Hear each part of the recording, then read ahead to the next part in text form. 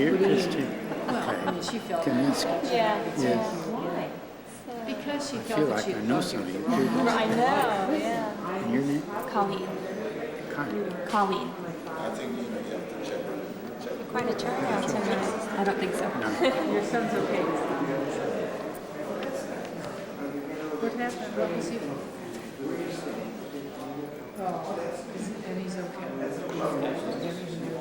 That's great. That's good. Hey, listen, a lot of us in that boat. Yeah. I said that we should Nice to meet you. I'm Karl.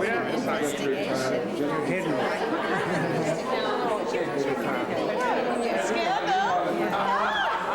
Scandal in the schools. Oh, yeah, that's exciting. Spread that around. All right. Okay, I like a little stuff like that. Hello, everybody. How are you? Nice to see you. You're going to go back on the 9:20? Yeah. Excuse me. I won't zip through here. Anything else, my son. I spent the day writing a little blurb for American Press magazine and then something to say tonight. And Each person Been a long has... time. You probably don't remember me. Bob Gabriel. Bob Gabriel, oh my goodness. It's good to see you. It has been a long time. And now I recognize you. I do. I'm still here somehow in spite of all this old stuff. Was he a different... Yeah, I was slimmer. Well, I have to do it. I have to bring him over and get him to... Okay. This is We Susan have a little Levier. flower. So you know who you are? You know Susan Someroski. You did a workshop down have at the Folk Arts Center. Yes. Yes, Okay, some I time ago, remember you. yes. I remember you. She has a gallery now. Right? Yes. You have a gallery? Grovewood What's the name of it? Grovewood Gallery. Where is the gallery? It's right next to Grove Park Inn In Nashville. in Asheville. North Asheville. I can remember that workshop very well. Seeing you, I can see the balloon almost It's great. I'll probably have a blot out in a little while. I know you. I look like a rabbit? You wouldn't kill like I that. look like a rabbit. No, you remind me of Warren Big Beatty, ears. right? With big ears. Our pictures are being taken. Is that true? So you have to be very serious. You can't hurt Kale. You can't stop it. That's kind of doom and gloom, Kale. Heavens. It's like a weed, isn't it? You can harvest it until early in January. Use the roots and use the stems. You might have to let it rest till spring. But it has vitamins. Quiet. Staffel, hi. That's all the Philadelphia contingent. Yeah, well, you're fairly large, Oh, yes, it Hi, Paul. Congratulations. Thank you. You need to get on that. I was telling Helen coming out with the train. is. Just take off the rest of the clothes. That's all I need.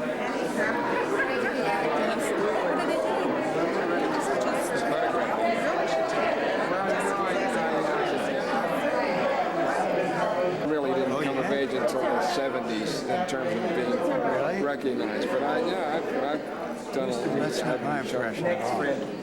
Well, I remember when you had your invitation shows, one of the first shows out of the Philadelphia area that I ever was invited to was the show that you invited me to. So I remember that. I remember packing that pot up. I just did the same thing. Now I gave my name and I can walk around. Which where did the committee yet? I can say that because I'm not so easy about that. However, I had lunch with a woman in Holland on Monday who has two husbands and she lives with both of them. You know, this is being recorded by this. This is real. And then the green matches my orange. Absolutely, fantastic. Can I? You're going to be presented by Carol Helen, who is the president of the council now, and so you're going to be one of the first ones to be presented because you're the honorary fellow. And there's a seated area down at the front, and there'll be instructions to explain to you. It's very easy. But you'll just walk up after the narration. You'll just walk up and receive. Yeah, I heard. I was running away. There are reserved seats for all of the presenters in the front. I'm sorry. That's all right. I don't mind at all. That's fine.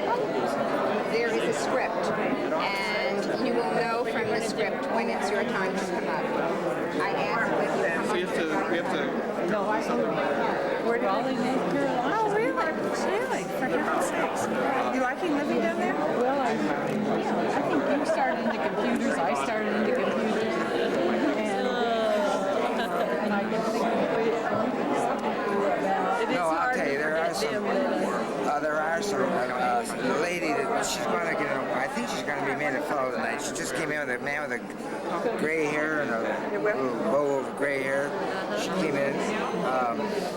Helen. Everybody's taking pictures. How are you? I'm in competition. I figure I'll need a job eventually. I do all this. When you see what he's going to wear. How are you? I didn't put anything on you. Oh, well, I know David for a long time. Congratulations, David. Seems like we're making a team of this, aren't we? Yeah, right. Isn't it great? Let me get a picture of all of you after. 10 seconds worth of things, but I want you to make sure everybody knows what's going on. Okay? You speak, you invite him up, you give him the thing, you wait for him till he talks, and you walk off. Right? And wait for him. Yeah, wait for him. Okay, where are we going to be? You can go downstairs and have a drink while you're waiting. Okay, thanks. I'll see you later. That'll be nice.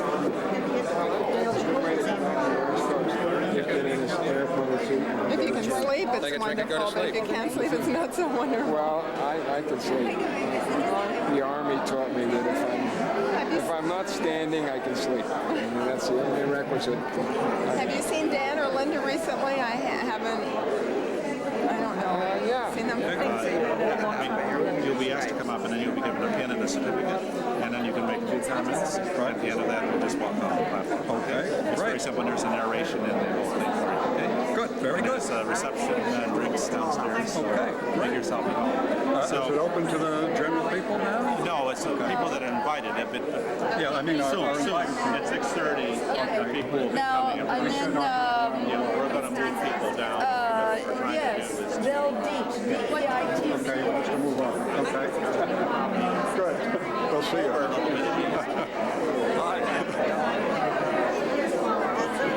Oh, good to see you. You don't have your I just heard. You didn't know that? Well, what will happen is he will get up and say a few words to you, and then he'll ask you to come up and give you the award, and then you can say a few words, and then you'll walk off the other side. You'll see what everybody is doing. You're used to this. You get awards every day. Oh, yes. Right. Anyhow, you got your little... You know Mary Ann Shear? Of course. I'm finding someone that owns a flower. Someone's lost it. Karen. Where's Karen? Karen Johnson. I'm the director of the Southern Ohio Handicraft Guild of Nashville. Nice to meet you. Oh, this is so nice to see. Yes. Congratulations. Thanks all. That took Got us to priority. go to New York. Yeah, well, you have to stop working once in a while. Brought us here. Yeah, right. Been here for years. We haven't either. But you know, we had so many people from our immediate area that we hired a bus. So I jokingly say, well, the only time I go to New York is in my own private bus. There you go. Why not? That's wonderful. The easy way. Yeah. Well, come down here enough to realize there's a parking spot that's not too bad. On 54th, right just below.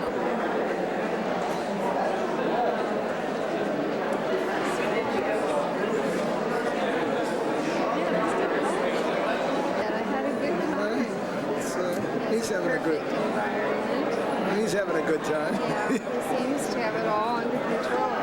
So they just could not really extract it. The food is the best part. Well, Some screwiness going on. You know, it was a small but line. is the property yours? Or No, the property leased you for mineral rights? yeah, you lease it for you claim it. You put a claim on it every year. Oh. And I think And that costs every time it you file a costs claim? $110 a year per claim. That's not bad. But you may have 100 claims.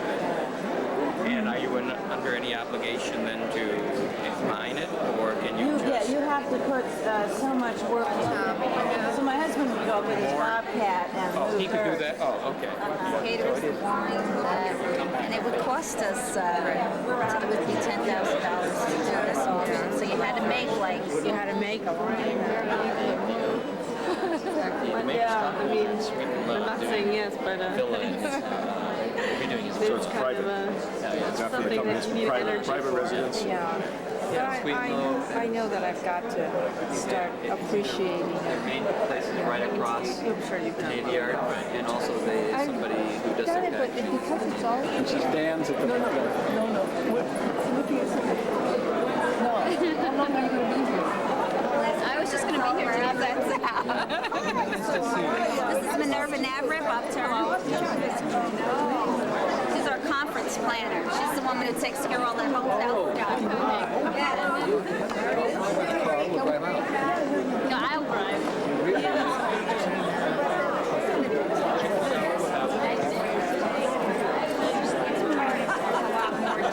I just wore certain. No, I like the whole, it's a very, I think you probably said it right. Downstairs, okay? So, and she just makes deep meat, sorry, not this one.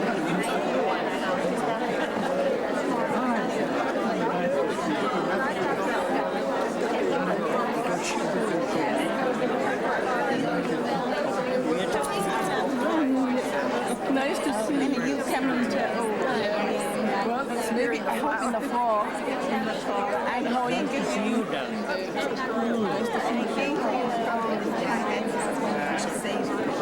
No, it's this time. Maybe if they come in the fall. Good idea. She might come in the fall. Beatrice. Oh, I hope so. Yeah. There you go. I had to talk to her over there so she can sit down. Don't put it off too long because I'm so old. Yes. They want me to talk to you. They want you to sit down there. Yes. They want you to sit down. See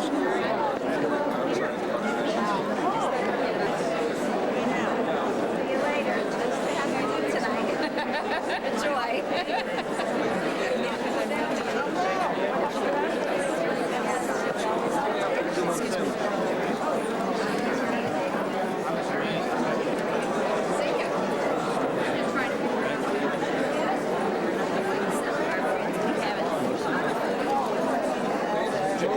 Have you been to any polo matches recently? I'm David Tisdale. We met in Skidmore. Just fine, thanks. Just fine. Things are going well. Yes, you do. Thank you. So do you. Actually, I don't know. I mean, I haven't been invited, but one of these days I will.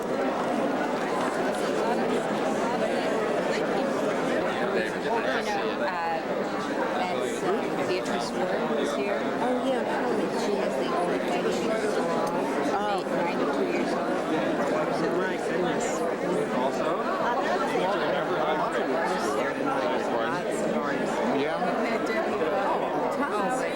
Some very special. This is going to be quite an occasion. No, listen, this is exciting. See Beatrice over there? No, which one is she? Myrna has her under tow. She's sitting down there. Oh, she's. Do you want me to introduce her to you? Yes, I'd love to meet her. Thank you.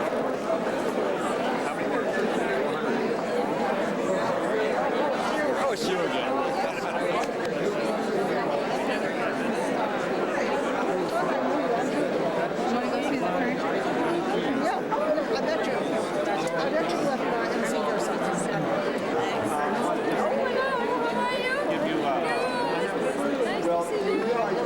Thank you.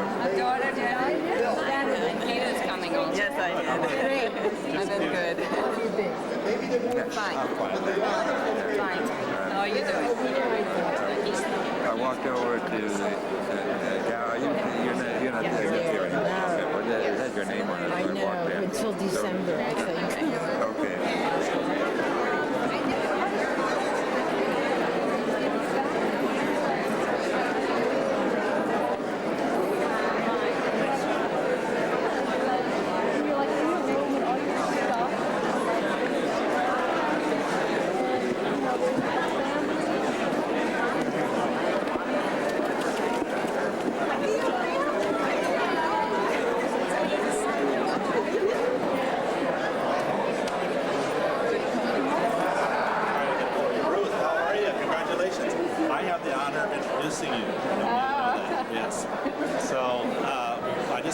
explain what's going to happen, you will be, there's chairs in the front row reserved, and I'll be sitting next to you, but I will get up in a podium. There's a little bit of buoyancy.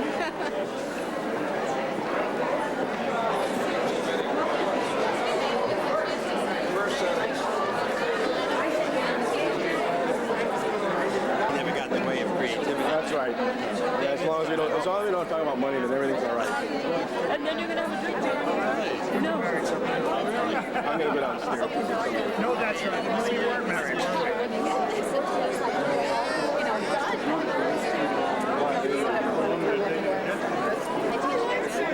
know, our daughter just works a couple of months away, so we come in and see her and have to, you know.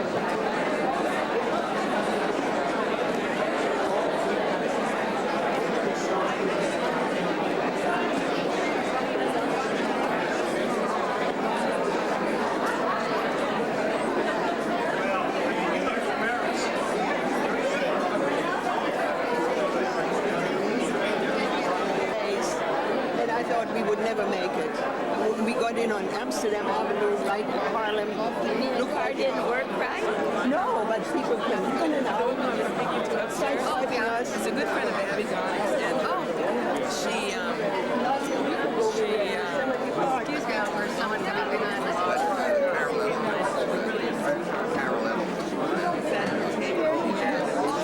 No, you remember Jack Fripp?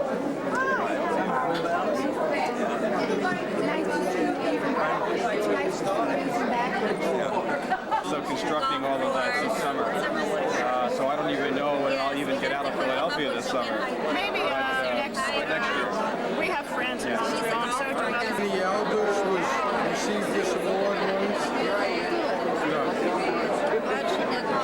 And Ed Rossback, Peter Volkers. He's great. Nancy Martz. And then, well, some. I think I heard somebody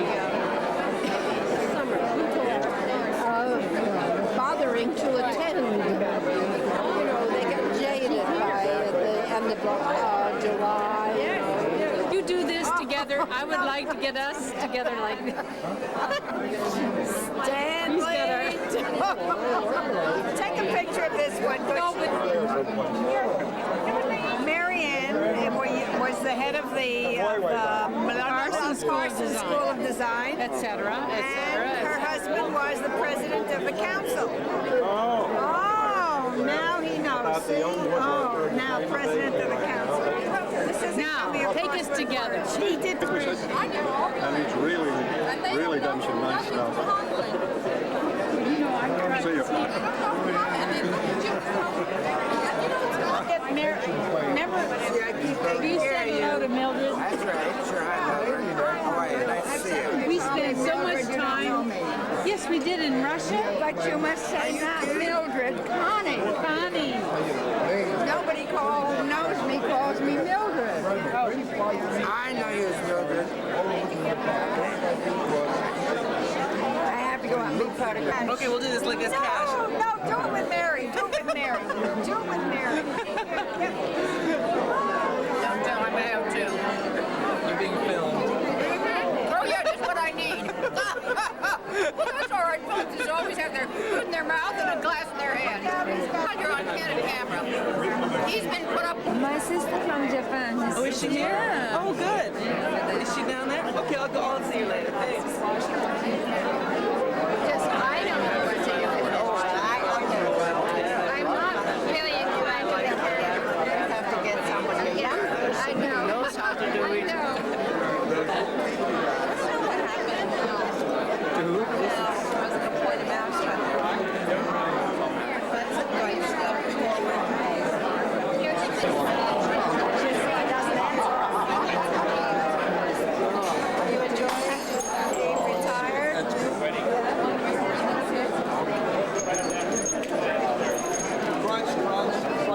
Everybody and me, please. We'll take about 5 pictures. Oh, I'm sorry, sir.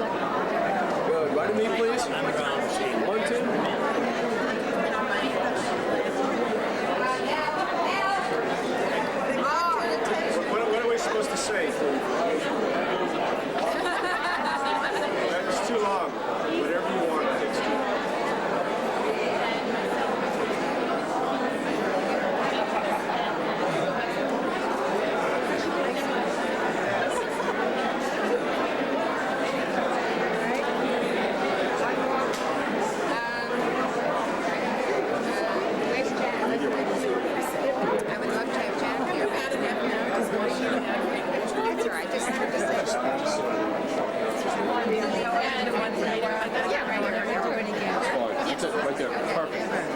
folks team up with you?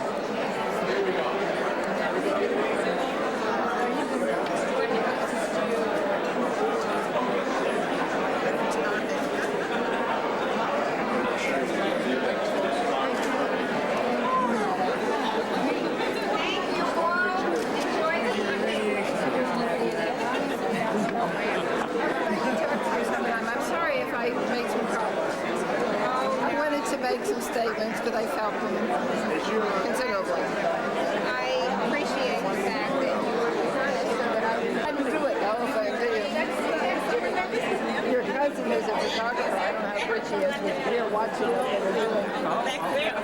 Well, just look at Beatrice's secretary, Stephanie. He really was rather vicious. Great.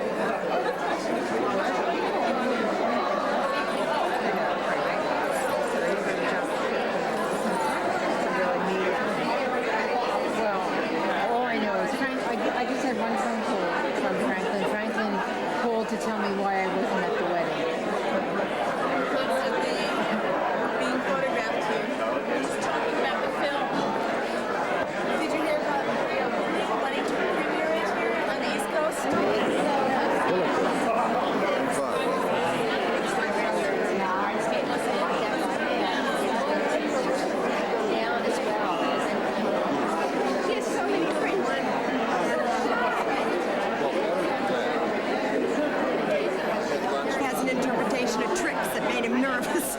Very simple. It's a grand gathering. Everybody's having a lot of fun. You're all standing around drinking and eating and talking. There are illustrious people here. There are flowers and kind words. But this is an enormous undertaking. And Myrna has accomplished it with grace and style in a manner that is always amazing to me that she is able to honor our finest in the very best way. Thank you, Myrna.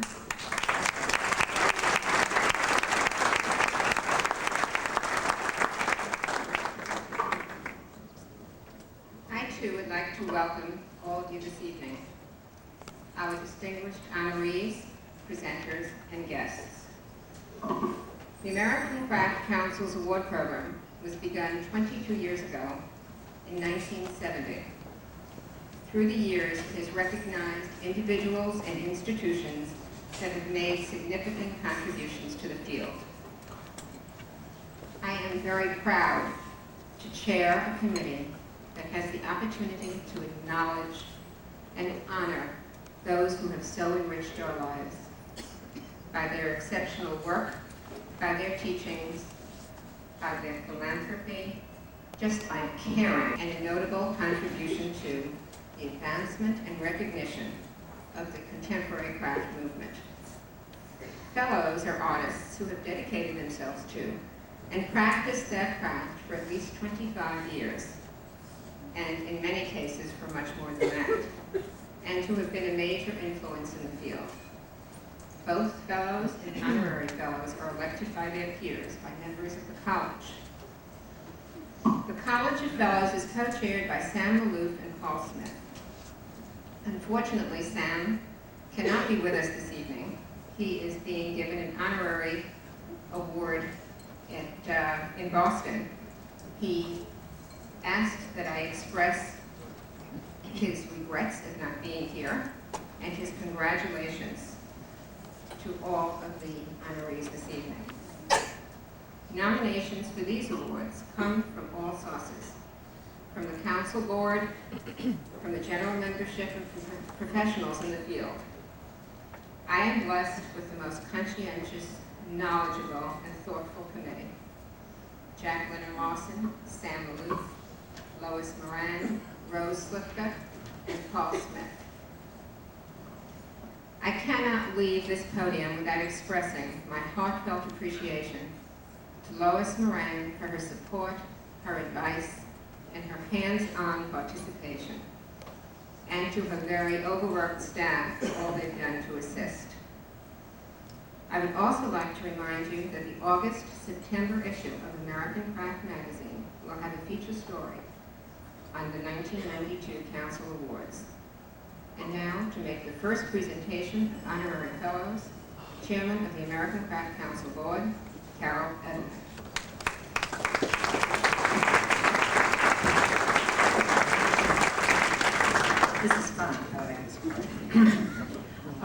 first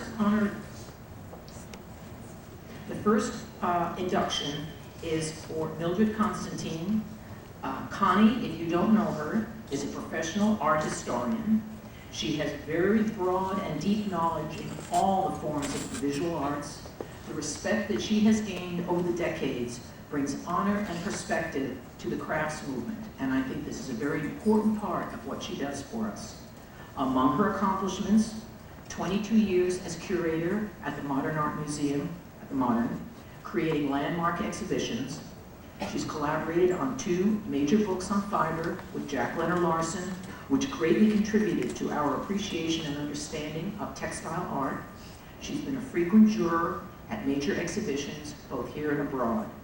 But most of all, she has been our stern critic, always on our behalf, coaching us, always goading us along, never to do less than our very, very best.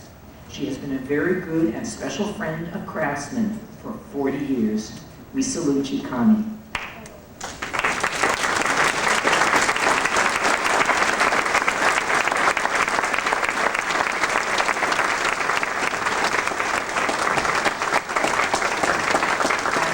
Another special salute for Connie and her husband Ralph Bettelheim, because today, they are celebrating their 50th wedding anniversary.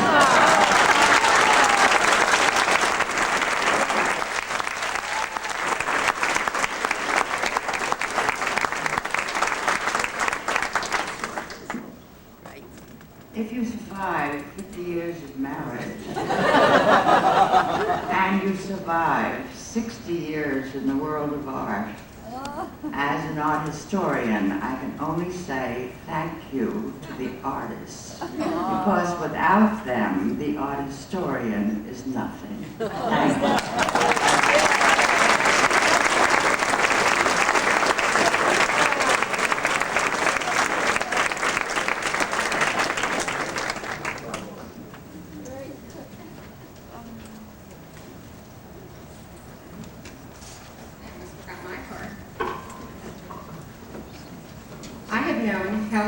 Drutt English, for several years, and was honored to be asked to make the presentation to her this evening. When I received her curriculum vitae, I soon discovered that this task was Herculean. This is not a woman who is interested in crafts. This is someone who lives it. Someone who is nourished by it and nourishes it. And so, if I may borrow a theme from the Bard, and with Helen's avid interest in poetry, I take that liberty. I ask not who is Sylvia, but who is Helen? Helen, if you pardon the pun, wears many hats. And I thank you for not making a liar of me tonight. She is an educator. At the Philadelphia College of Art, Helen developed the syllabus for the first course in History of Modern Craft from 1974 to 1987 at Moore College of Art. She served first as a lecturer and then as a professor.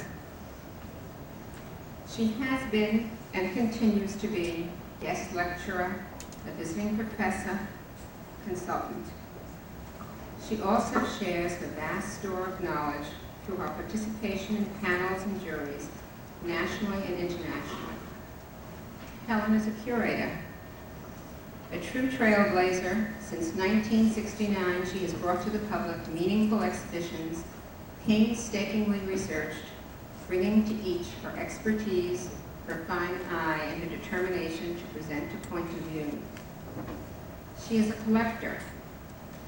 Although Helen does not consider herself a collector, she says that she just lives with works that reflect her interest. She surrounds herself with objects that incorporate the presence of the hand. Her jewelry collection evolved from the need to hold and to tell a certain part of history and to encourage a broad interest in that field. From her first piece of Nakashima furniture 35 years ago to the cup that holds her morning coffee, Helen simply collects life. She is a writer.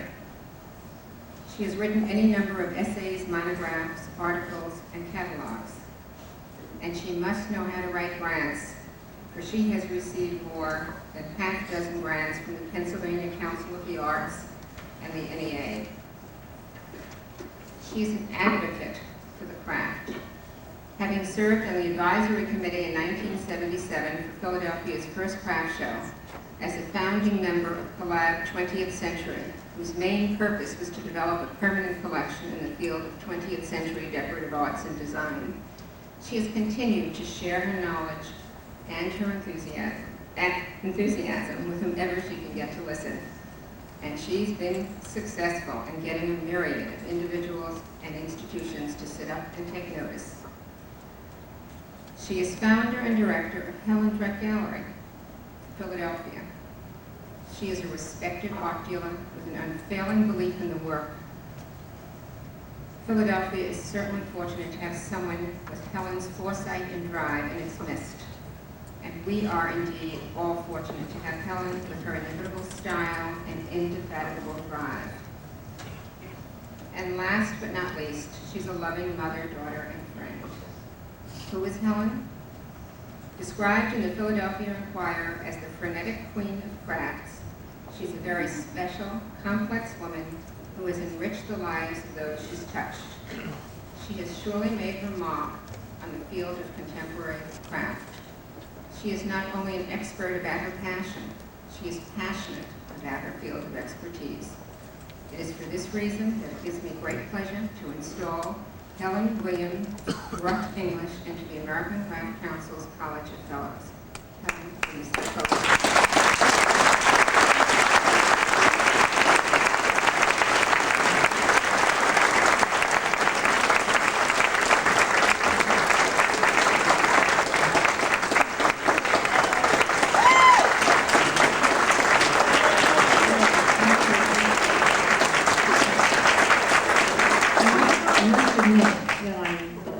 It's hard for me to become overwhelmed, but I am. I didn't realize how meaningful this was going to be. I want to thank you for the language that you just set forth among all of us. It's hard for me to almost respond. It's really a great moment in one's life to be honored by your peers.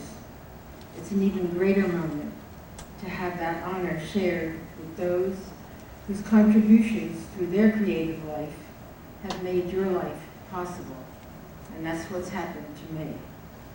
Little did I know that the GIs in my class many years ago, who were challenging the traditional attitudes, would send me off to visit the studios of Nakashima, Philip Lloyd Powell, Paul Evans, and Esherick, and as a result, changed my life. Nor did I realize that the vitality of the crafts in my city of Philadelphia would provide a forum in which I could grow and become a craftsperson, even though I was not a maker. I am forever grateful that my teachers in the field, Olaf Scoopers, William Daly, Daniel Jackson, Rudolph Stoffel, Stanley Lechtzin, Richard Reinhardt, Ted Holman, and Reverend Richard Jones taught me how to see and taught me to trust what I felt within me. And then they adopted me. This recognition is their recognition. This honor celebrates the creative hand and eye whose survival in the industrial world is a testimony to one's ability to remain singular in the arts. I thank my parents for allowing me to avoid the Girl Scouts. I thank my children for giving up a rather childlike life in the square. I thank the American Craft Council for recognizing me. And I thank the artists for allowing me to become one of them. Thank you.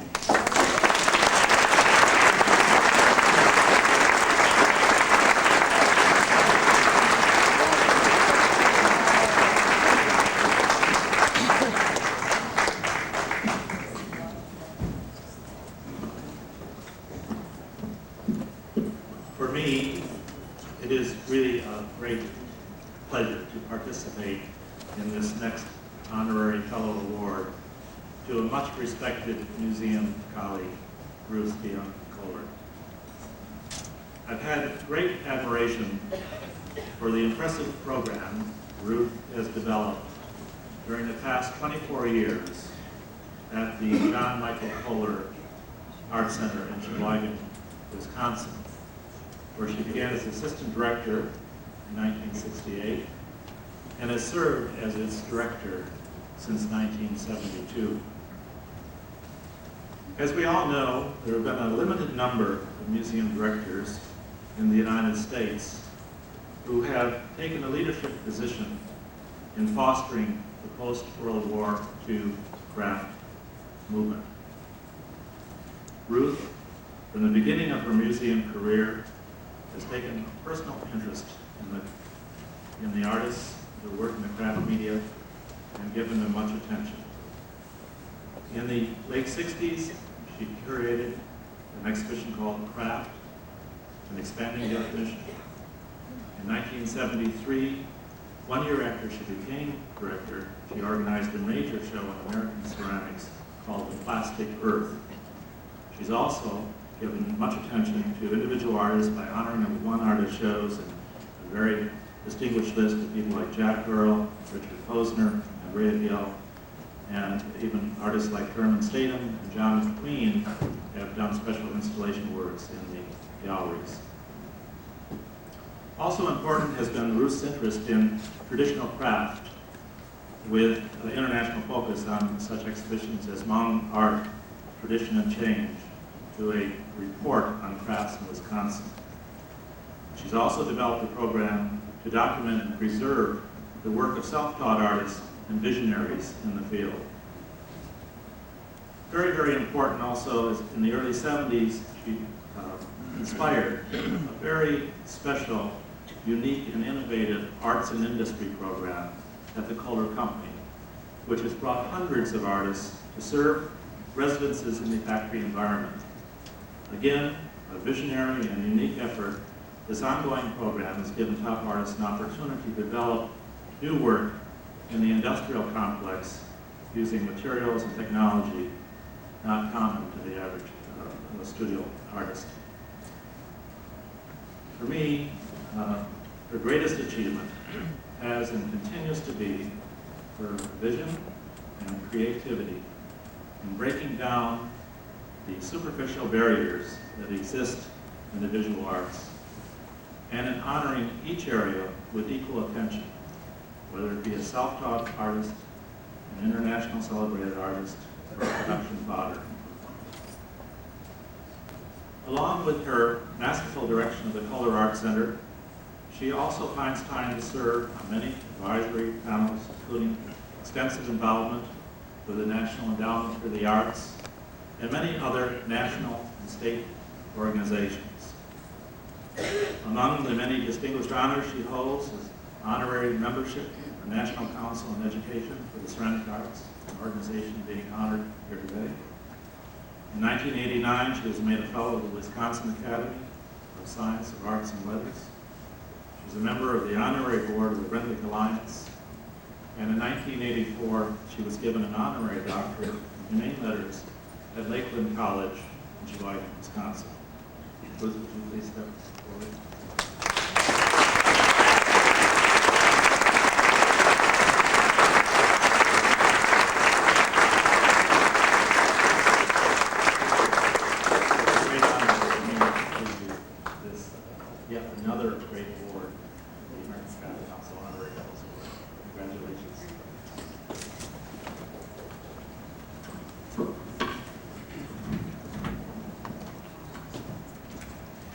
Thank you.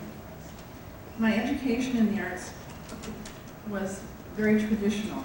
That is, in art history and what some people call the fine arts. Likewise, my teaching experience at the University of Calgary was also what we might call very traditional. And as an artist in the early 60s, I was concerned primarily with lithography. Then, nearly 25 years ago, personal reasons brought me back to Wisconsin. and a visit to the then fledgling John Michael Kohler Art Center changed my life. The Art Center has had as its mission the encouragement and support of artists and art forms which have had little exposure. That has meant involvement, deep involvement, in contemporary craft. As assistant director and then director of the Art Center, I have had the opportunity to become steeped in American craft, and an extraordinary world has opened up to me. It has led to a seemingly continuous explosion of ideas and inspiration, to deep and abiding friendships, to a desire to encourage and support the crafts in every way possible. I am deeply honored and moved by this recognition of me and what we have tried to do at the Art Center and through the Art Center. As I was growing up, my father gave me a great deal of freedom in deciding my own path. But 5 words of his have had a great influence on my life. He said, "Be useful, make a difference." I hope that I have been able to make a small difference, to give back in some way what American craft and American craftspeople have given to me. They have made life a celebration for me. Thank you.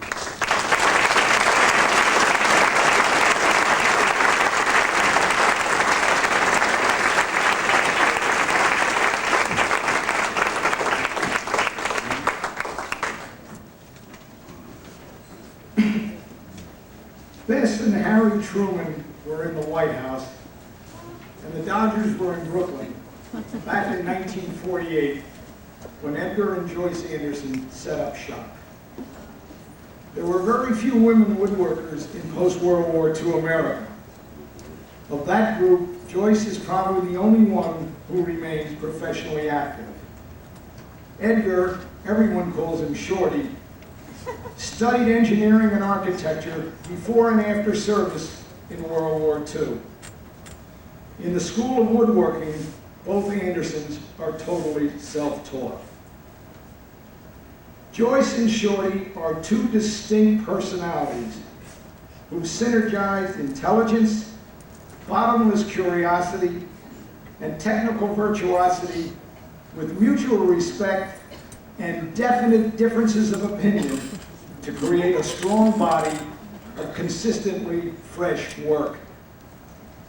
Work that's been exhibited in museums throughout the country, including the first major furniture exhibition across the street at the Museum of Contemporary Crafts in 1957, and the last major survey at the Old American Craft Museum on this side of the street in 1979. Of the numerous noted furniture makers curated, only Sam Maloof and the Andersons placed pieces in both shows. Shorty and Joyce are used to critical competition. It's the story of their lives. When a commission is received, each independently draws up 1 or more conceptual designs. Then comes the catharsis, pondering the possibilities and problems of their different ideas. Sometimes they agree on one of the original designs. Sometimes they settle on one's concept modified by the other's criticism. Many times they end up going in an entirely new direction. After all options have been exhausted, if one design cannot be agreed on, final selection falls to the client. Shorty and Joyce's production process is equally demanding. Not only do the Andersons meticulously craft every detail of every piece, if proper tooling and the perfect hardware is unavailable, they build it, with little regard for the length of time it takes to make their design the way they designed it. Never satisfied, they continue modifying a piece right up to its shipment, which is rarely on schedule. Is this any way to run a railroad? Definitely not. Is this a way to create exciting work that has stood up and will continue to stand up Physically and aesthetically, over a long period of time, definitely yes. On a personal note, my wife and I first encountered the Arneson's work at the 1957 Contemporary Craft Museum show. A short time later, we commissioned our first piece. There hasn't been a time since when we haven't had something on order. 25 years ago, they made a fantastic four-poster bed for our 5-year-old daughter. They are presently finishing a high chair for our daughter's daughter. It might just be the best piece the Arnesons have ever done.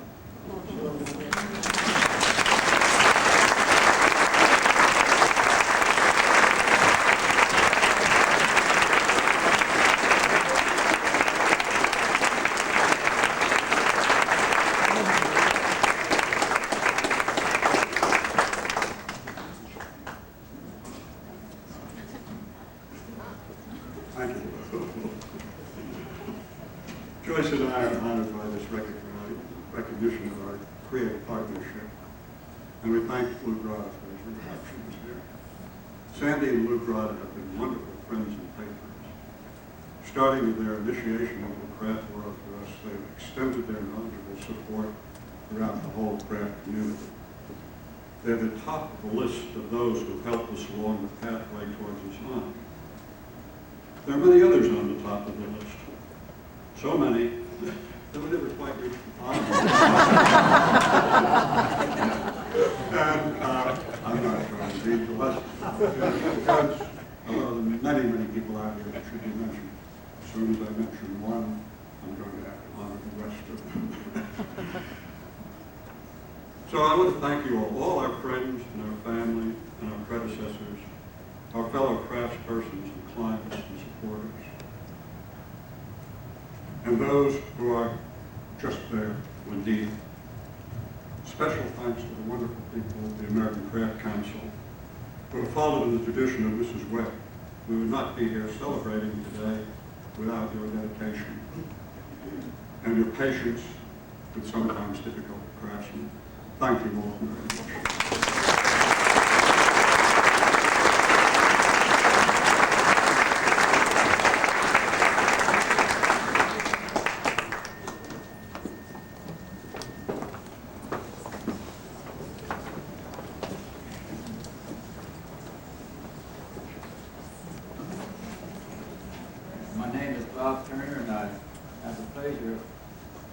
Presenting Bob Arneson tonight. The image of one of Bob Arneson's portraits wants to be with you for just a minute.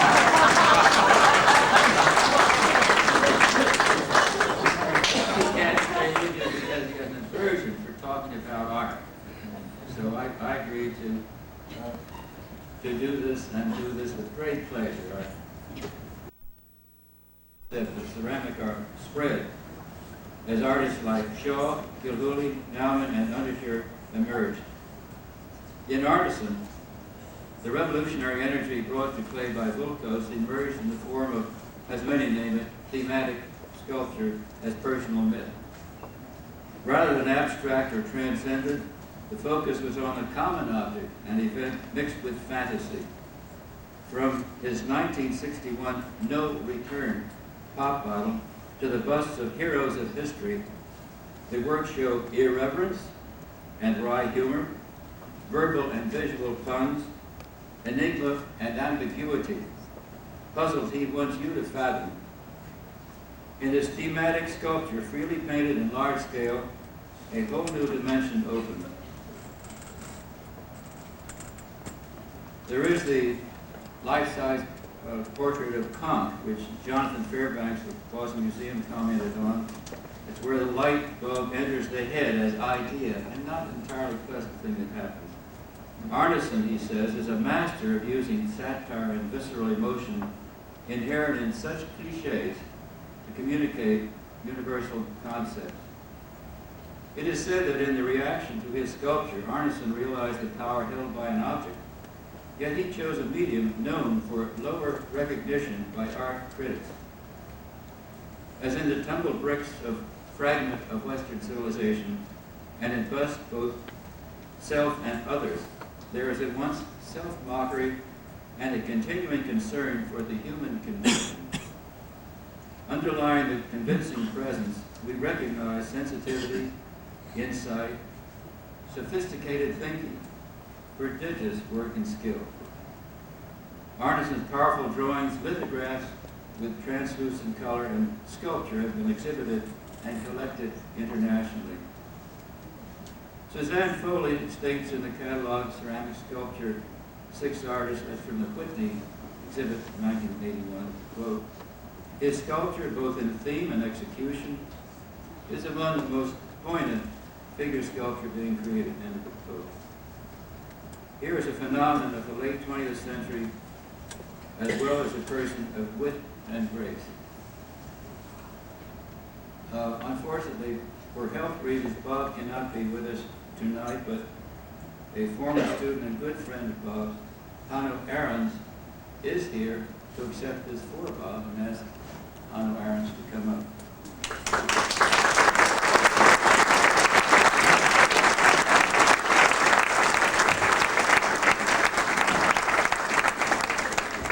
It's a distinct pleasure and honor to present this to you for Bob Ahrens.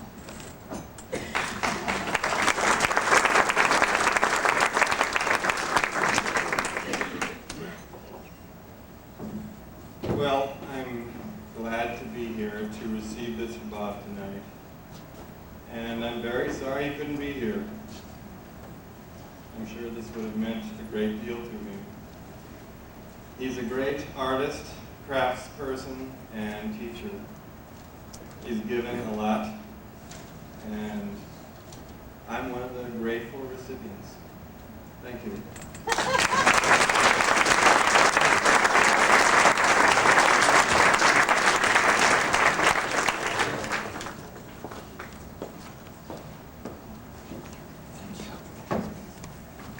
My name is Edgar. It's with tremendous personal pleasure tonight that I introduce Mr. Stanley Lechtzin to the community.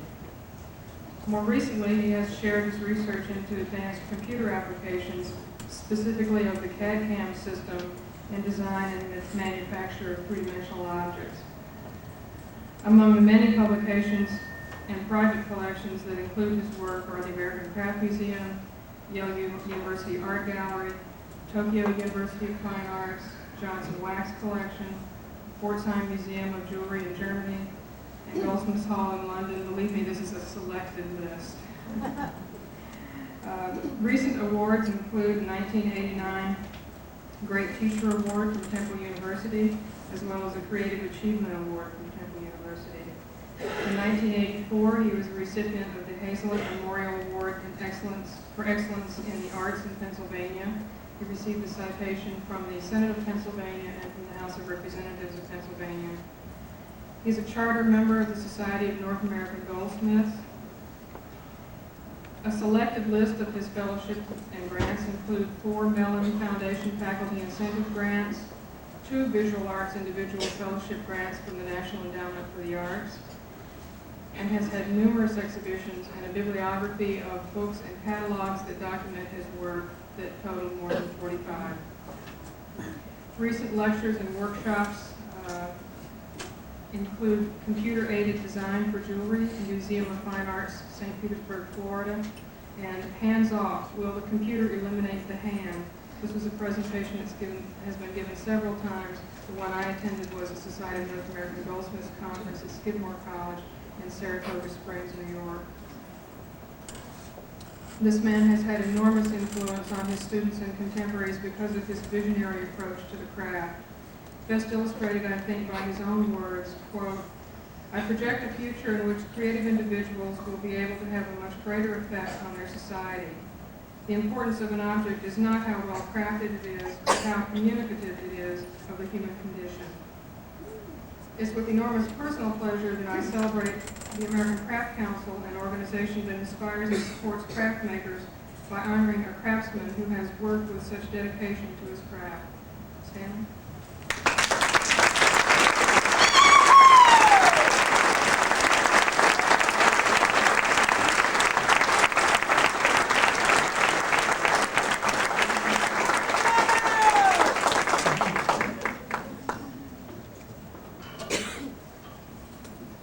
I'd like to thank all of you who have come here to share this event with me. It is truly much more moving than I would have expected. I think Helen and I both were surprised at how important this would be to us. I want to thank a number of people. First and foremost, my wife, who has supported me in these many years and has put up with very, very difficult personality. I won't say any more about that. The two people who have been most important to me in my career as a craftsperson were my teachers, Philip Fike and Richard Thomas. But without them, I know I wouldn't have been standing here tonight. I feel fortunate to have entered the crafts at a time when it was possible to work with and learn from the pioneers. Returning from World War II, they set up college craft courses throughout the country. Today, at a time when these craft programs are finding it difficult to maintain the quality that we have come to expect, it is important for all who are interested in the crafts to understand the debt we owe these early teachers. We should not allow any erosion of their vision. In my 30 years as an educator at Temple University's Kohler School of Art, I have seen the ideas and insights of my colleagues and students move from the art school studios to permeate the craft shows, fairs, and industrial showrooms. This process usually takes from 5 to 10 years. Therefore, it cannot be turned on and off at will. It depends on continuing support, dialogue, and effective communication. The post-World War II generation prepared the way for us to prosper over the last 3 decades. Our challenge today is to define a place for crafts in the 21st century. If we value innovation and originality, then we cannot allow the educational community to founder. Our society must sustain this primary source of aesthetic growth and technical development for the future. Thank you.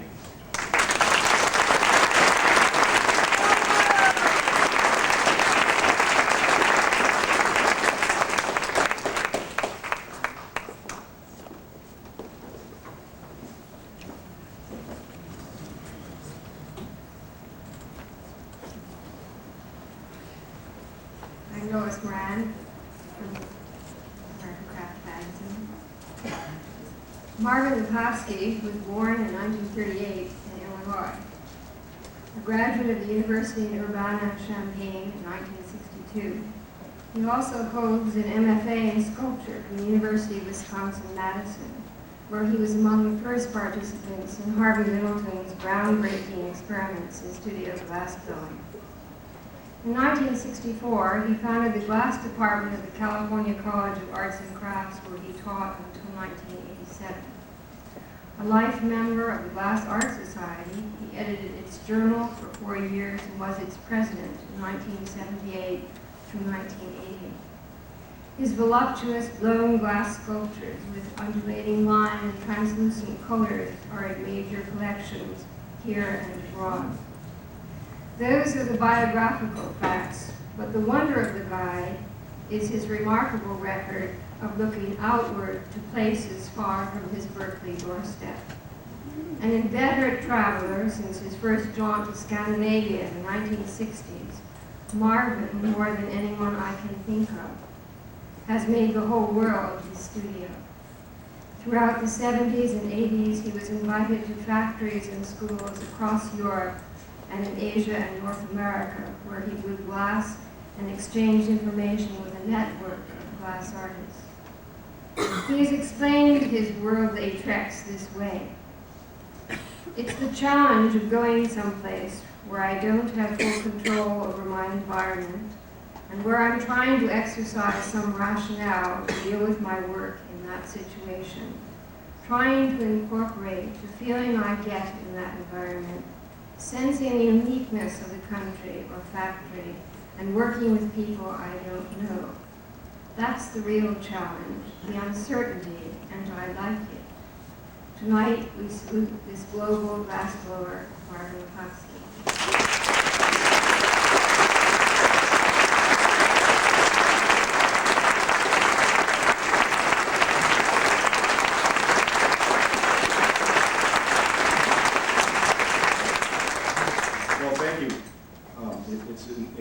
honor. I just have a couple of words. 28 years ago, next month, at the First World Congress of Craftsmen held at Columbia University, just as I graduated from the University of Wisconsin, I helped Harvey Littleton establish a small furnace for demonstration to the world, our introduction of our glass program to the world. I stood in front of that small furnace, and a gentleman next to me by the name of Tapio Werkala handed me his card and said, "Don't do this." Go to a factory. Tell them Tapio sent you. That's where you belong. About 12 years later, about 1970, when I introduced a small furnace to the students in Finland, in Helsinki, by the invitation of Kai Frau, who has his exhibition across the street at the Museum of Modern Art. Tapio Werkala's son was in that class. Needless to say, I haven't taken his advice, and here we are today. Thank you very much.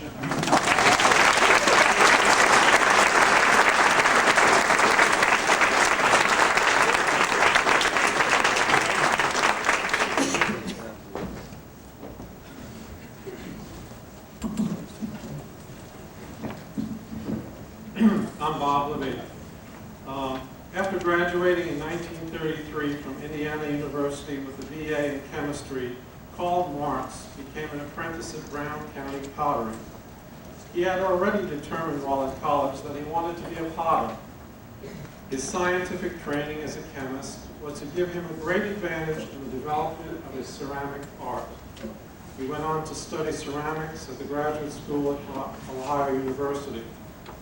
In 1935, Karl and Rebecca Brown were married and set up their own pottery in a tourist area of southern Indiana. In a short while, his ceramics were being exhibited in various shows around the country. In 1945, he began teaching ceramics at Indiana University. Thereafter, his career developed in two ways: as a highly respected educator and simultaneously as a ceramic artist. His creative productivity has been grand, both in range and quality. He is recognized as a master in the creation and production of glazes. He contributed many articles on ceramics, including over 25 to Ceramics Monthly. He has won several grants, including a study in Japan as part of the Ford Foundation grant. His work has been widely exhibited and represented in many permanent museum collections. He has won numerous awards, including his being appointed as Bingham Professor of Humanities at the University of Louisville in 1975.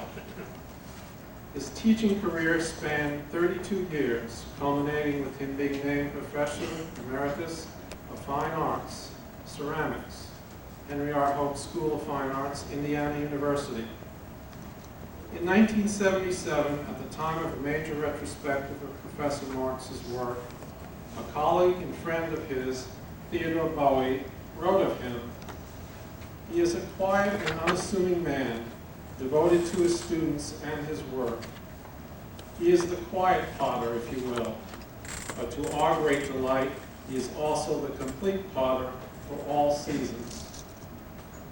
It is our delight tonight to install Karl Martz as a Fellow of the American Craft Council. Karl.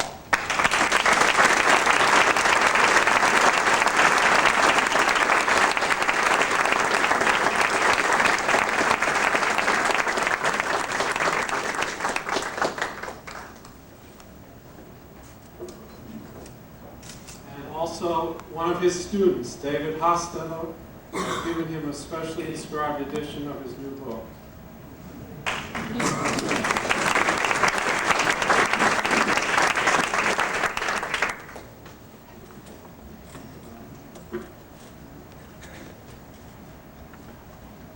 Well, that's a summary of my career.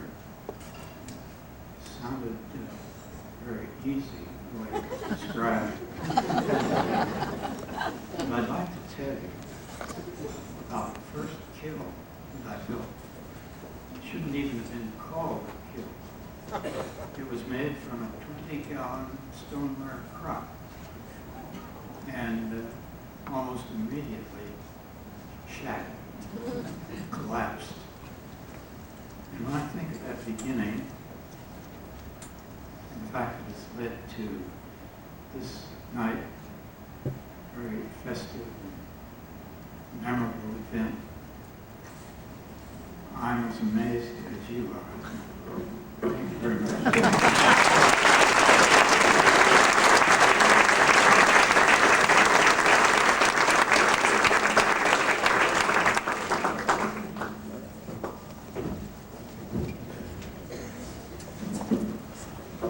When I was asked to present the award to Kurt Matzdorf, Lois Myrna asked me if I knew who he was. I said, "Do you know who he is?" I said, "There's not a metalsmith in the country that doesn't know who Kurt Matzdorf is." 20 years ago, when I installed my very first piece of ceremonial art in a temple outside of Philadelphia, the Women's Committee said, if you want to see some great ceremonial art, you have to go in to Philadelphia and see the show that's there now. And I went in, and they were right. It was spectacular. And I knew I was seeing the work of a master metalsmith, Kurt Matzdorf. But what I didn't know was I was also seeing the work of the preeminent maker of ceremonial art in this country. When you look at Kurt's resume, he has literally pages of pieces that are permanently installed in temples and churches and universities and government agencies, even in the presidents of this country's permanent collections. Kurt Matzdorf has been an educator. He began the metalsmithing program at SUNY New Paltz and taught there for 28 years. He's been an innovator, a curator, but more than anything else, he's been an inspiration to an entire generation of metalsmiths. I'd like to think that something that I could say up here would convey the impact that Kurt Matzdorf's teaching and work has had on the metalsmiths of this country for the last 30 years. But nothing I could say would speak with the eloquence that Kurt himself does with his work. So it's my great honor to be presenting this award to Kurt Matzdorf.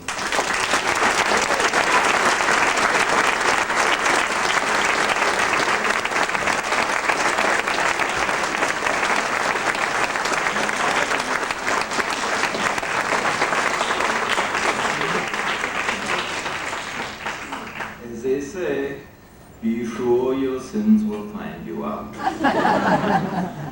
I guess I've been very lucky in a great many instances because I don't know that I've fooled so many people, but I've had a lot of patrons. And the other thing is I must have fooled an awful lot of students too, successfully, because they nowadays are doing wonderful work, and it's to them that I am really greatly indebted, because I've been extremely lucky having had such talented students. As for my own work, well, there's always another problem to be solved, and that is, after all, what it's all about. And I've been solving problems now in metal for about 39 years, and I won't do it for another 39 years, but however long I can, I look forward to it, and I must say that I feel very greatly honored to be here tonight and to have been elected to the council. Thank you.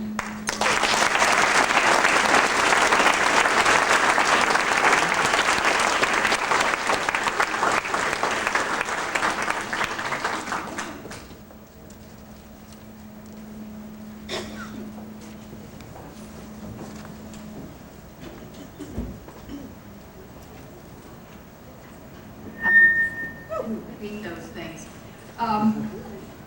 It's wonderful to be here tonight, and it's a great privilege and a pleasure to welcome Cynthia Schira as a member of the Fellows of the American Craft Council 1992. Is this all right? Yes. Can you hear me? Okay. 1969 was a very exciting year for textile artists. For a number of years, we had been told by one of our mentors, Jack L. Larson, who sits in our front row, to experiment with non-loom textiles, pre-Columbian textiles. This all influenced Cynthia's work. The wall hanging show at the Museum of Modern Art in the spring of 1969 showed the world that textiles as art were here to stay and not passing fancy. This was reinforced with the opening of Objects USA, C.S. Johnson collection, being shown at the Smithsonian. What a wonderful, exciting evening we had. The opening was superb. This was my introduction to Cynthia's work. Her ikat with walnut was done with off-loom weft techniques, twine. The piece was 17 feet by 40 inches wide. I think I'm wrong on that. It's plus the ability to manipulate the warp and weft to achieve the memorable hangings she does, and they are not to be forgotten by anyone who has seen her work. Her influence as a teacher will never be forgotten by her students, who are also contributing to the next generation of textile artists. Cynthia Schira.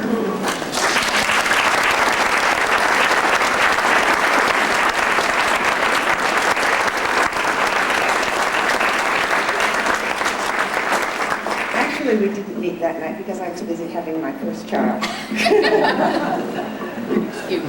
I'm proud to be a craftsperson. I'm delighted to be part of this community. And I thank you very much.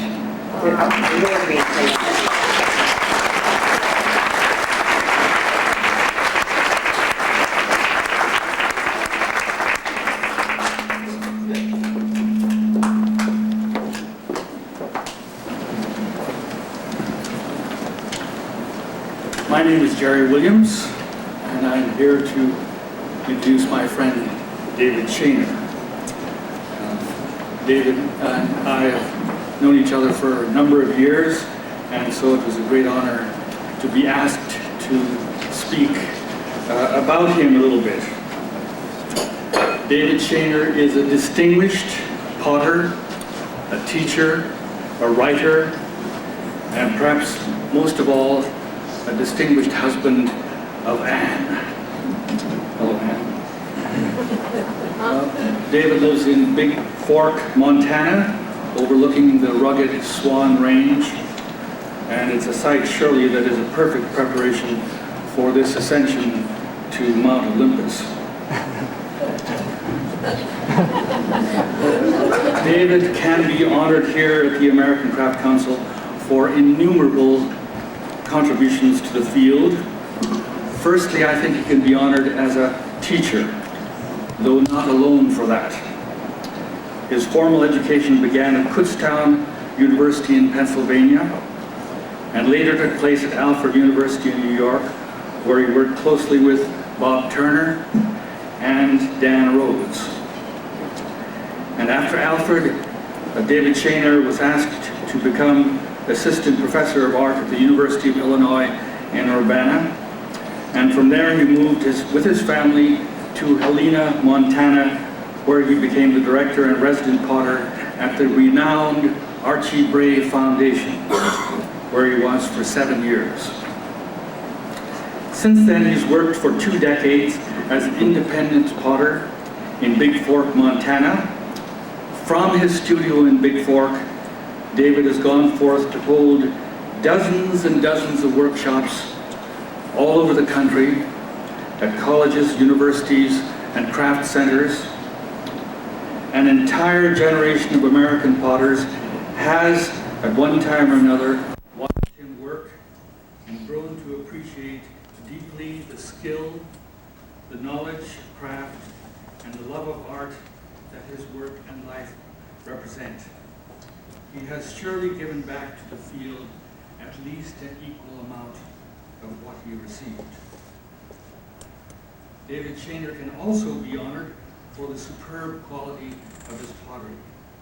At his Montana studio, he specializes in wood firing techniques, and his porcelain jars, pitchers, covered bowls, and vases are among the finest examples of this genre in contemporary American craft. He has raised functional pottery to an ever higher standard, one that is universally admired if not emulated. And he writes about it sensitively, about the inner quest for beauty and the lifelong search for aesthetic truth. Finally, David Shaner can surely be honored for achieving a prominent place in museum collections.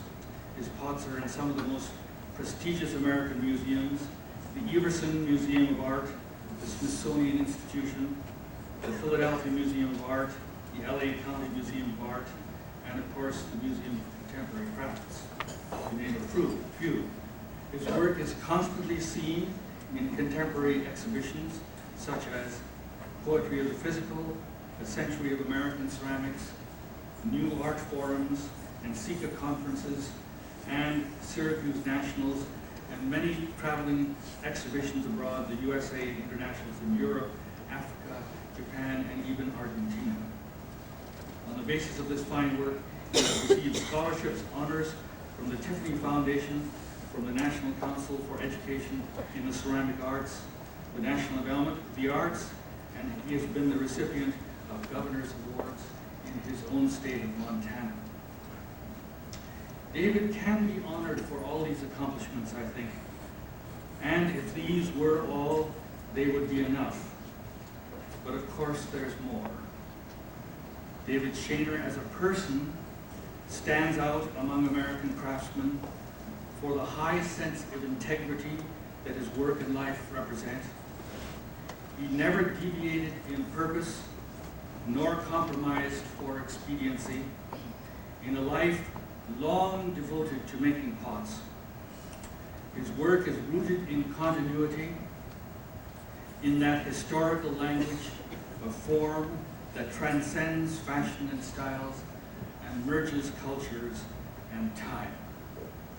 His life sends a message to craftspeople searching desperately for a meaning in a world of increasing ambiguity. So David Shaner, who is, of course, a potter's potter, he is now a distinguished addition to the American Crafts Council's College of Fellows, and we welcome you, David, as a worthy member to this honorable household, even though he's only 58 years old. I think it's time that we allowed some of the younger generation to enter.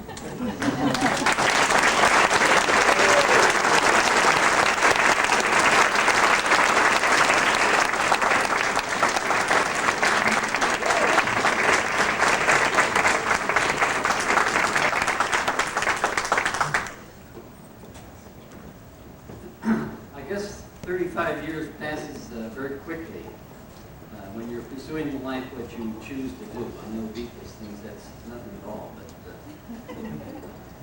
it was 1956, I think, when I first subscribed to Craft Horizons. It seems like such a short time ago. I suppose I've come to where I am now because it's still possible to make a living from your craft. It's sort of like earning a living rather than living to earn. And also mainly because of the omnipresence of so many fine artists working around me. Many of you are in this room this evening. Men such as Peter Volkes and Robert Turner, Ken Ferguson and Warren McKenzie have been beacons along my journey in clay. We all work alone in the crafts, but we can all come together to celebrate the wonderful diversity that we have in the American craft movement and its great influence on American culture. Thank you for this award. I will cherish it.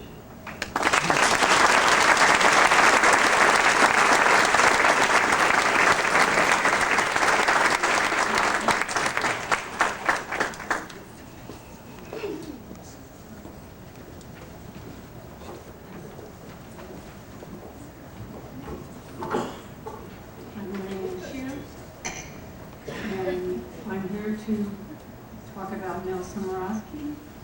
Mel and I shared an office at Kent State University for a lot of years, and we shared a lot of lifetime with his students, and probably most of the rest of us refer to him as elegant.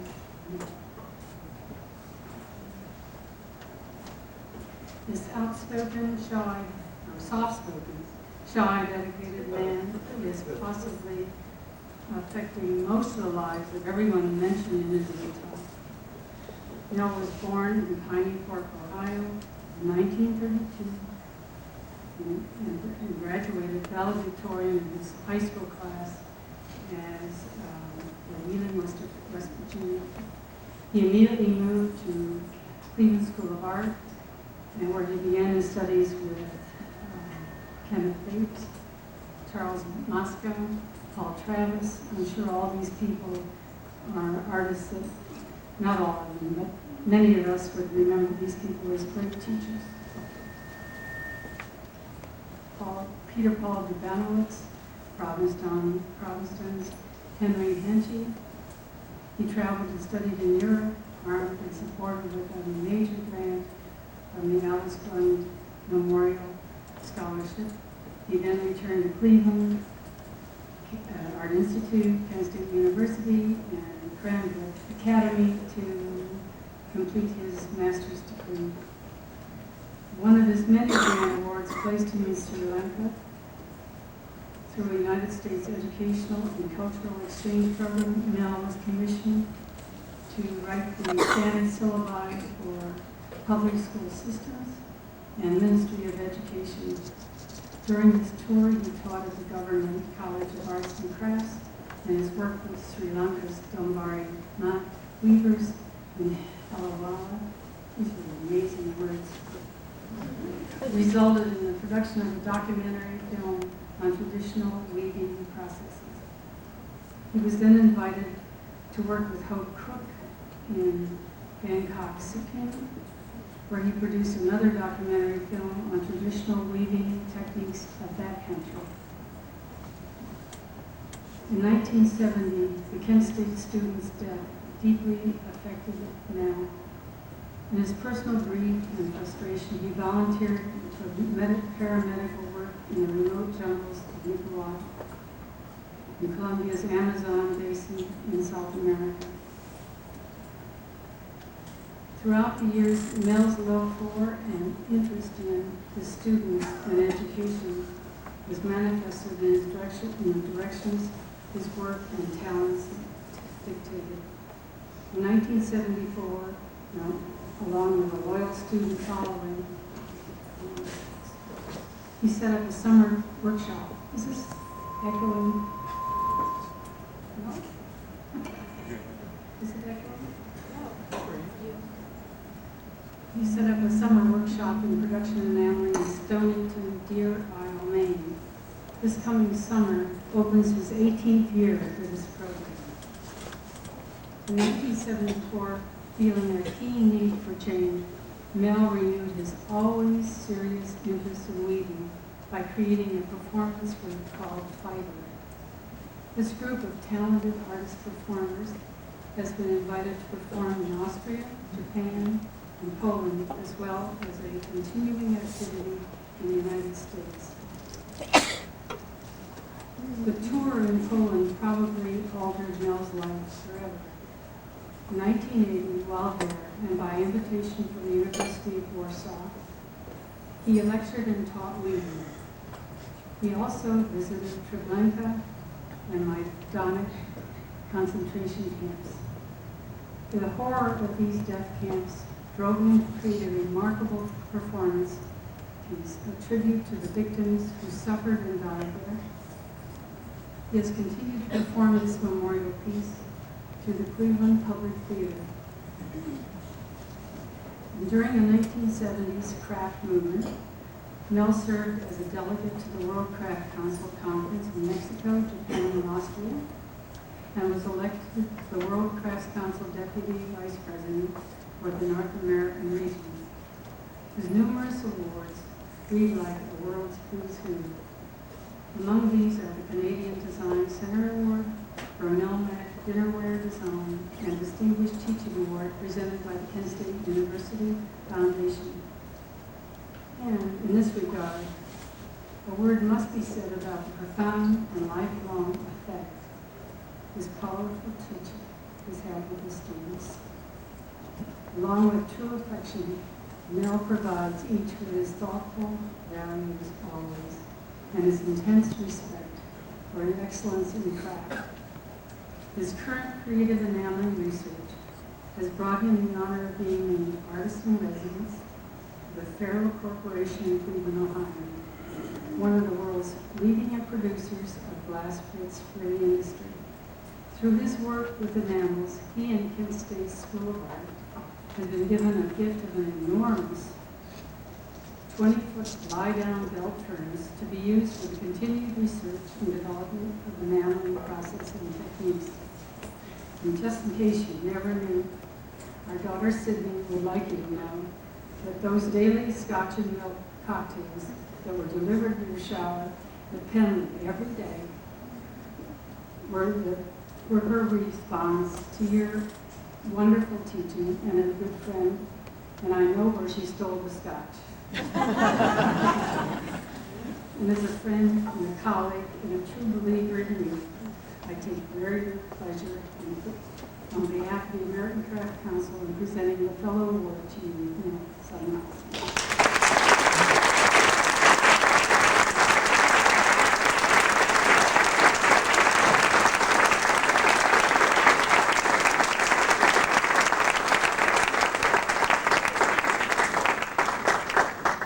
What a place to have it revealed that a child was sending me Scotch and milk.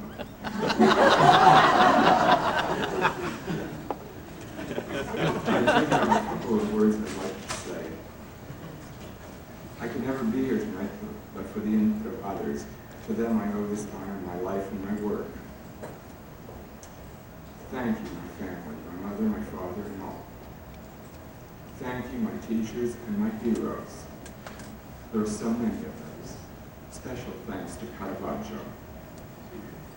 Thank you, artists and craftsmen of the world who inspired and helped me, especially my Sri Lankan weavers, Piyadasa, Inkola, Dingiria, Dharmadasa, and Sophia. I want to accept this honor for all craftsmen, and since much of my work has been memorials, I will use this moment to remember the craftsmen, the artists who came before, and left so much beauty and joy to ennoble our spirits. Because of the emphasis in my work since 1981, I want to remember the victims of persecution, torture, the death camps, and the Holocaust. Perhaps these victims have led me more than I have memorialized them. And I feel that we have had a fated encounter. I remember, I'm thankful they have touched me.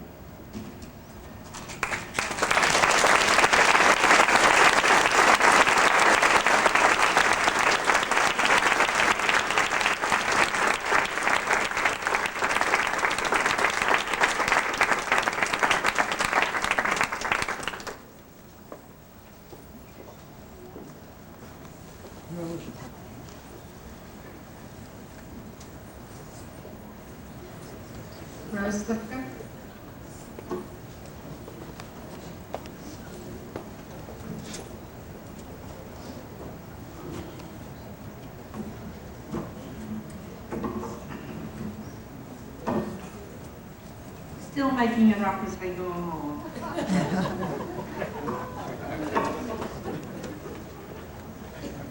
I'm not going to talk about Walker Reed's achievements. He's done it all. But among his achievements is his name, Walker Reed. Walker Reed. What a name. What a great name. One you can't forget once you hear it. So then, having had the intelligence to acquire an unforgettable name, he becomes the quiet craftsman, the invisible. And when they asked me, did I know him? I said, of course I knew him. I met him, he was probably the first craftsman I met once I started working for Craft Horizons in 1955. And he came in from New Hampshire to visit his dear friend, David Campbell, a person we don't hear about too much these days, but a wonderful, wonderful man in the early days, and was very instrumental in setting up the League of New Hampshire Craftsmen, of which Walker Weed was a founding member. And they said, do you know Walker Weed? Do I know Walker Weed? In 1955, Walker Weed, when I first went to work for Craft Horizons, as I said, walked into our office at a time when we had a funny loft on 55th Street over a shop called America House. Some of you here, I think, will remember it. And he came in to say hello because the editor then, Conrad Brown, and I were just starting out in our new great adventure known as American Craft. And when he walked in, I thought to myself, wow, cute.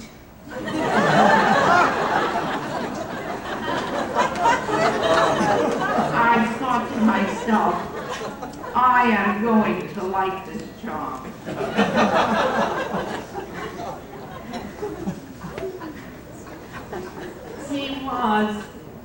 He didn't know it then, and this is, I don't know whether I've seen Walker since the first meeting of the national meeting of the American Craft Council in Asilomar, where we all were, and so that's what, how many years ago? 35 years ago. So I don't know where he is. I have to phone him. And but when I first saw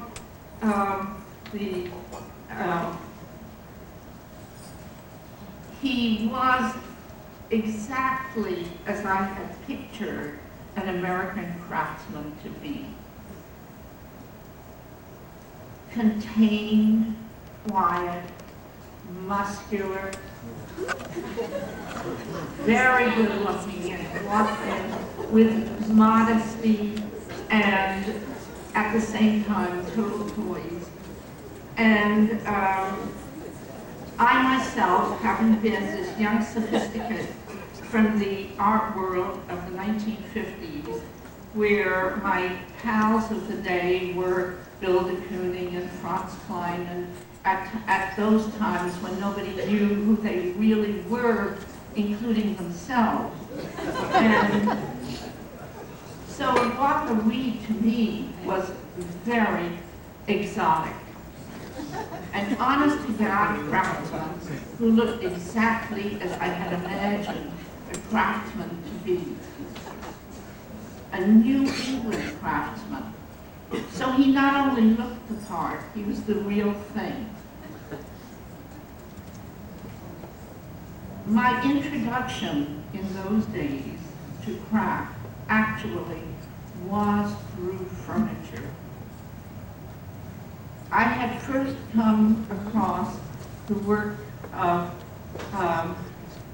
Escherich, Wharton Escherich, in the gallery of Bertha Schaefer, and that was in the art world. But this was different, because Walker Weed was not in the art world. Walker Weed very clearly, very specifically, identified himself with the craft world, with the traditional craft world, with the values of bare bones craft, which included the Shakers, which included the Scandinavian tradition, which included, and particularly, the Yankee and colonial tradition. And I'm very excited.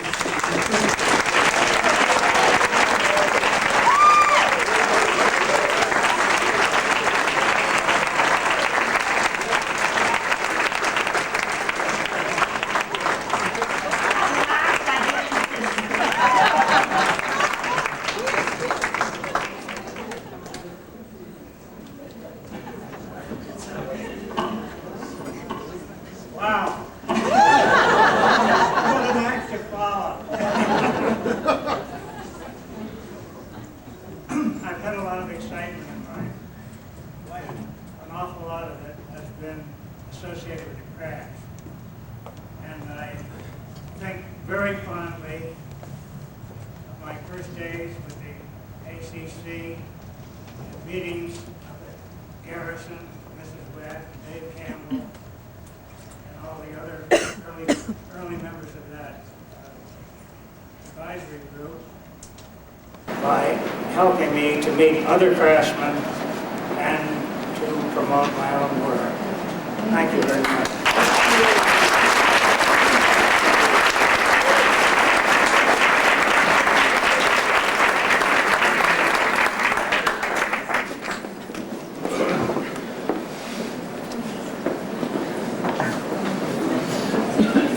Deal of my time working with craftspeople who live in the mountains of eastern Kentucky. And that's why it's a very special honor and privilege to present the American Craft Council Award of Distinction to the Southern Highland Handicraft Guild. The Guild, which recently celebrated its 60th anniversary, is an educational nonprofit organization with a membership of over 600.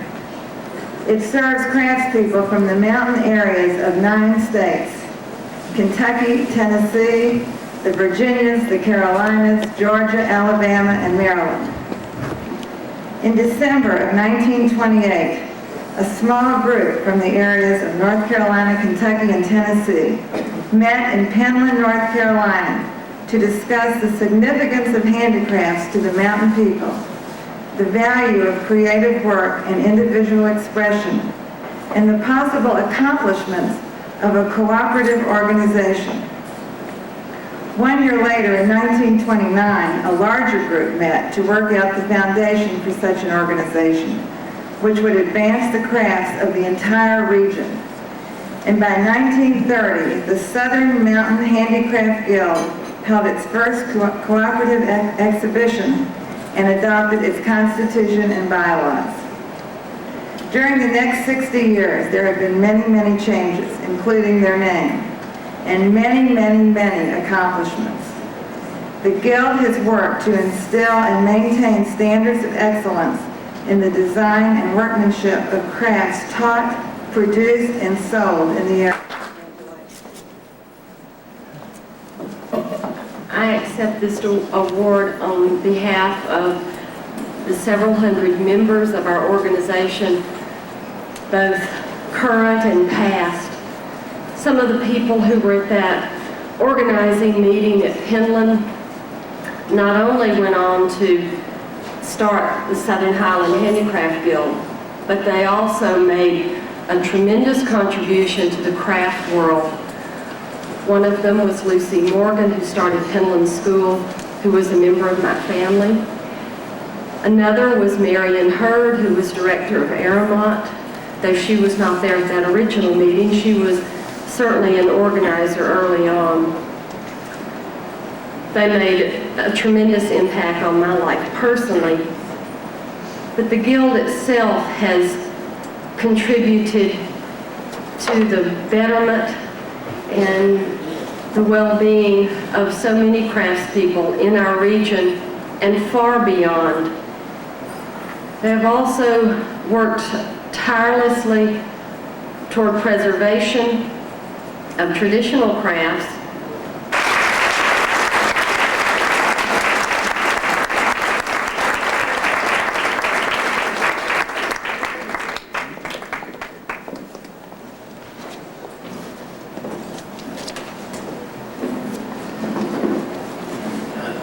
This evening is the second time that I've been to an awards reception, and you can feel the excitement here.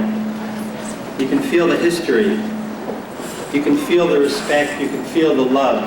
You can feel the tradition. You can feel the pieces. And it makes me feel, as a trustee of the American Craft Council, very proud that the American Craft Council can put on an evening like this, honor the people who deserve to be honored, those who are here tonight, those who have been honored in the past, and those who will be honored in the future. To NCECA, a fellow organization focused on ceramic arts, which in 1991, last year, celebrated its 25th anniversary. The National Council on Education for the Ceramic Arts, that's the long version of NCECA, shares many of the educational and craft awareness goals of the American Craft Council. But NCECA accomplishes these goals in some familiar and some unfamiliar ways as far as the Craft Council, American Craft Council, is concerned. NCECA is a national organization of over 2,300 studio potters. While the artistic expression and membership demographics is as diverse as the art itself, their common bond is education. NCECA serves its members as a clearinghouse for the exchange of technical information. And what that means for those of you who are not potters is that the members exchange glazing recipes. NCECA's primary outreach to its members and those interested in ceramic arts is its annual conference. In early March, over 2,000 people attended this year's conference in Philadelphia. In the current June-July issue of American Craft, Robert Ellison Jr. has written an extensive survey of the over 40 exhibitions staged concurrently with the NCECA conference. The article focuses on aesthetics, but those who attended Philadelphia and earlier conferences placed the camaraderie shared right up there. NCECA publishes a quarterly newsletter and a once-yearly scholarly journal which recaps the events of the conference. It is important ongoing documentation of the history and trends in ceramic art. There's a lot more to say about NCECA, like its scholarship programs, its juried traveling exhibitions, its honors programs. But I'll close by saying that NCECA's past president, J. Lacouture, its current president is Joe Bova, and here to accept an American Craft Council Award of Distinction is NCECA's president-elect, Anna Holton.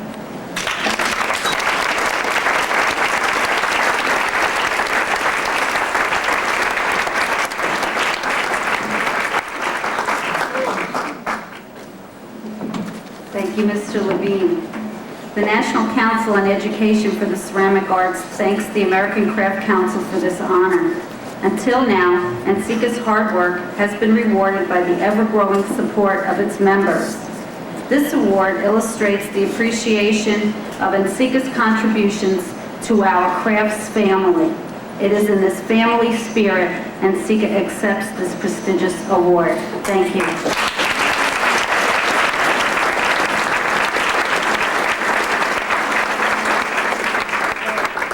This evening to present the American Craft Council's Award of Distinction to Karen Johnson Boyd, to Samuel Johnson, and the S.C. Johnson & Son, Inc., in recognition of their long-standing patronage of the arts in general and to the craft field in particular. Johnson Wax's support of the arts owes much to the leadership of Herbert F. Johnson, father of Samuel Johnson and our own Karen Johnson Boyd. It was the senior Johnson's decision to employ Frank Lloyd Wright to design the company's new administration building in 1936, the Research Tower in 1943, and then his home, Wingspread, now the home of the Johnson Foundation. These decisions had as much to do with aesthetics as with business, and they resulted in a remarkable creative partnership between Wright and Mr. Johnson. The Wright buildings in Racine, world headquarters for Johnson Wax, draw upwards 10,000 visitors annually, including many architectural students from around the world. The buildings are listed on the National Register of Historic Places. In 1962, the company took a leadership position by assembling Art USA, the Johnson collection of contemporary American painting. It included 102 paintings by 102 living American artists. The company purchased the paintings and sent the exhibit on a 2-year tour of 19 cities around the world, the Johnson Wax Center and Guest House in Racine. It was Karen Johnson Boyd who acquired the collection. She traveled worldwide to countries where the company had subsidiaries, and these affiliate companies contributed 235 pieces of art to the Council House, consisting of crafts, sculpture, wall hangings, and paintings. At corporate headquarters in Racine, the Johnson Wax Fund administers an annual contributions program in support of a broad variety of artistic and cultural interests. These have included the American Craft Council, the American Craft Museum, the Smithsonian Institution, the Milwaukee Museum of Art, and the Business Committee for the Arts, among others. The company's commitment to the arts is an integral element of its corporate environment and is evidence of a long-standing tradition of imaginative support of the arts. I cannot imagine the American craft movement where we would be today if it were not for the generosity and enthusiastic support through the years of the Johnson family and their enlightened company.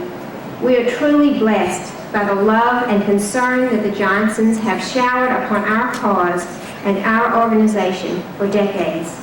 They have not only given extraordinary financial assistance, but have given handsomely and tirelessly of themselves.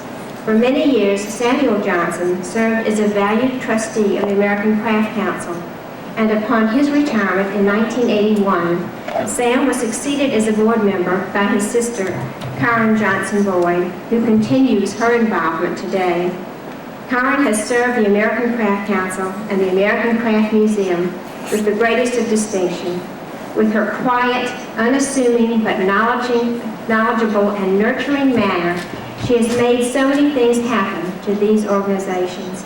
As the owner and president of the Perimeter Gallery in Chicago, Karen is a craft professional who is truly respected and admired by artists, collectors, patrons, and academics in the field.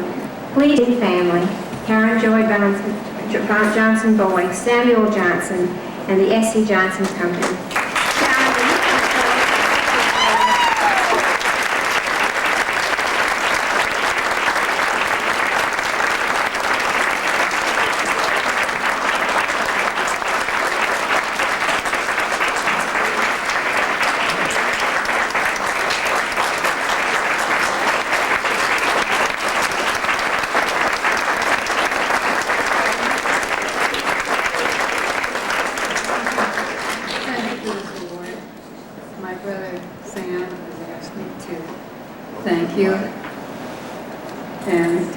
Sorry he wasn't be here tonight.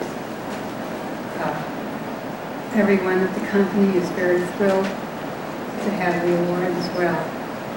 And I want you to know how proud I am to have been associated with the American Craft Council for 10 years. It was really a delight when my brother suggested to me that you might be interested in having me be on the board. And I've had 10 wonderful years. Thank you very much. I might add that I wanted to bring to your attention the fact that it was Lee Nordness, who's also here with us tonight, who put together Art USA and Objects USA with Paul Smith's help. And we had a long association with both of those people, and are very grateful for what they did for the company. Thank you very much.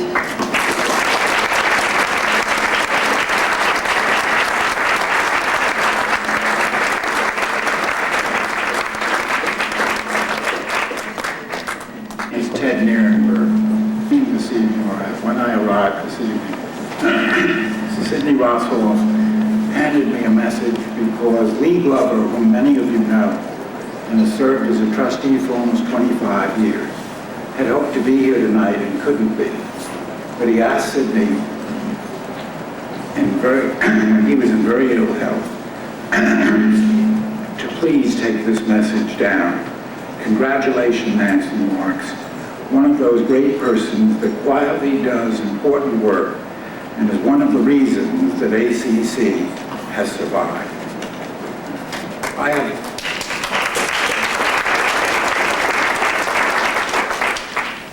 have a very few, but I hope, important remarks to make.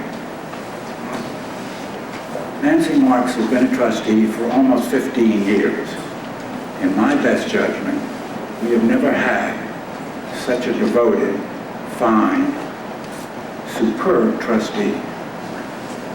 She's been at every meeting. Her presence is valuable. Her judgment impeccable. She asks searching questions. She brings to this her heart and soul, her intelligence, and she believes. In the American Craft Council, she has a vision. As chairman of the museum committee, she made this museum possible. She brought to it her leadership and her vision. It is her commitment, her presence, her devotion that we salute. Thank you, ma'am.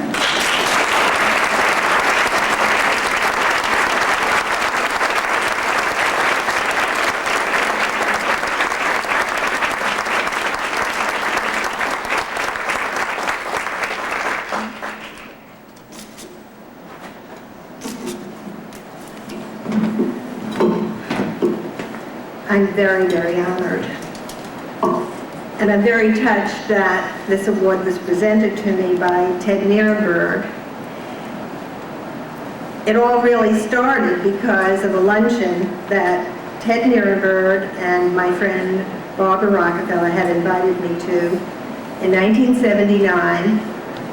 I just thought it was going to be a lovely luncheon, but little did I know that they decided they were going to get me to be a trustee of the American Craft Council. Well, they didn't have to really talk too long.